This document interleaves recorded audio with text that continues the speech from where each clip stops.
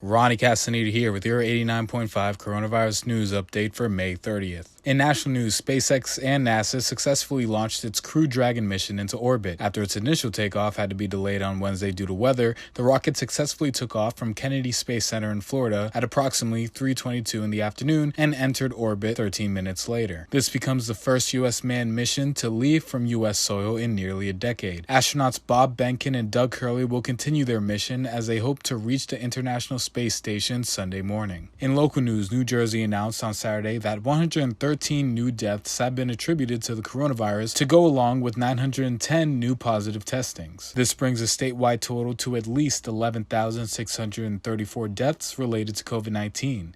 New York is the only state with more deaths than cases. Also in Garden State news, demonstrators have taken to the streets of downtown Newark as protests continue nationwide after the death of George Floyd at the hands of a Minneapolis police officer. Crowds of people marched along Newark's Broad, Market, and Lafayette streets with no violent or riotous behavior breaking out. Prior to the protests, Mayor Ros Baraka spoke out on the issue saying, quote, "He was killed on purpose and murdered on purpose," end quote. And now here's an update from WSOU Sports. Thank you, Ronnie. I'm Michael Daly with your sports update. The College Football Hall of Fame in Atlanta, Georgia was damaged by protesters in the city Friday night. The building's windows were smashed and protesters were seen looting the Hall of Fame. In other news, the UFC returns tonight with a UFC Fight Night card at the UFC Apex in Las Vegas. The main event features welterweights Tyron Woodley and Gilbert Burns. That does it for this sports update. Sending it back to Ronny Castenada. That'll do it for today's coronavirus update. Make sure you keep up with WSOU News on Instagram and YouTube for more daily updates. Reporting for WSOU News, I'm Ronny Castenada.